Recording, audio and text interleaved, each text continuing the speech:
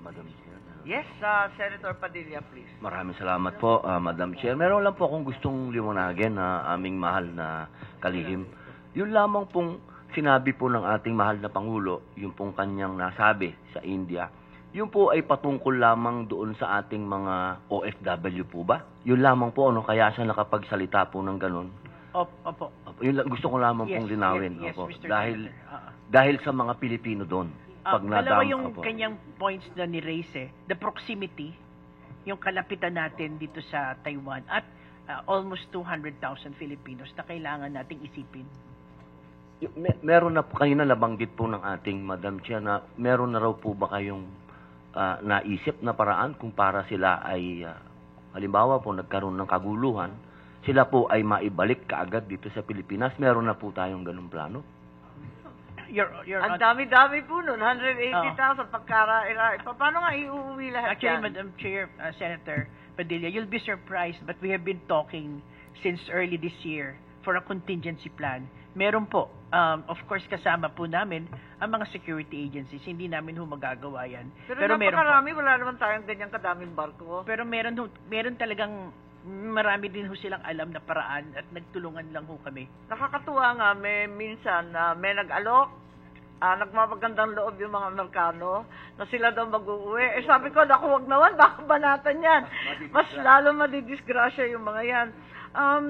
Yun nga, yun ang question ko.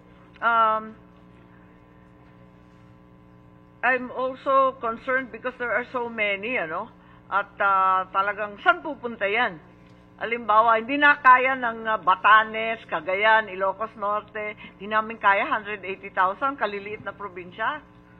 Your Honor, kung pwede po masasagot po namin yan, pero pwede po bang sa executive session? Alright, so ang point is, despite our doubts, you are confident that you have a plan in place? Yes.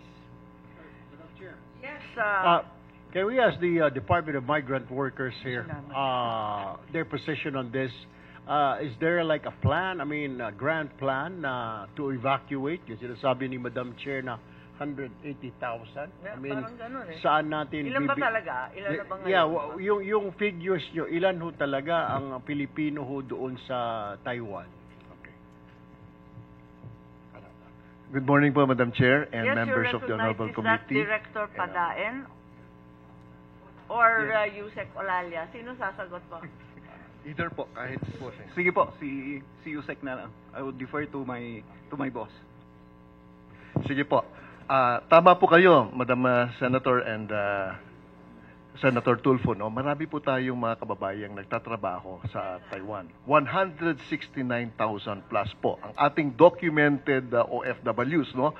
Karamihan po doon, 84% are factory workers. And this is by virtue of an agreement that was executed between the Department of Labor before, sometime in 1999, and the Ministry of Labor in Taiwan po. No? At may mga caretakers din po tayo doon at patuloy po tayong nagpapadala base po doon sa agreement po natin. Meron po tayo, hindi lang siguro nyo mai-discuss dito, pero are you sure na yung plano ho ninyo will be sufficient na just in case, wag naman wag naman ho mangyari, nagkagulo ho yan at nagka-gera dyan, maiuwi ho ba natin sa isang iglap or it will take days?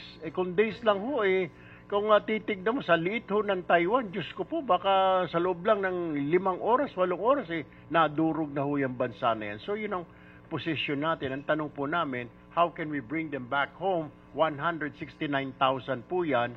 Lahat na siguro ng barko natin, pati mga kumpit, mga lancha, balsa, dalhin na natin, pero hindi pa rin natin siguro kakayanin yung 180,000 na yan, Madam Chair.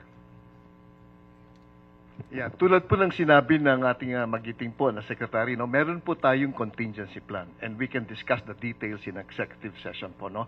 We can activate this at any point in time whenever there is an urgency to repatriate yung ating pong mga Pilipinong nagtatrabaho po doon. No? So meron po kaming crisis management team at ito po ay in place na. There's a structure that we'll just have to follow. Yung alert level crisis po natin, nandyan po tayo at handang-handa po tayo. Ayokong pumasok sa detalya. Ang gusto ko lang malaman, sapat ba, sinasabi nyo, may plano, sapat ba yung barko? May bilang kayo ng barko, na-name na ninyo yung mga private, commercial vessels, pati yung Navy, ilan lang ng barko, Coast Guard, ang liliit. May bilang na kayo ng mga barko? O eroplano? May pondong nakalaan para rito? Malaki-laking lipatan to. Sangkatutak na bakwit to. Hindi biro-biro. Ilan lang ang naglipat nung Marawi Siege nung umpisa, hirap na sa tabi pa lamang. Ang hirap ng bakwit, promise. Madam Chair. Secretary Lazaro po. Ayan? I think, sabi po ni DMW, meron pong pondo. Pangalawa ho is that hindi naman... Teka. Umiiling si Yusek Olalia. Wala rin silang pondo.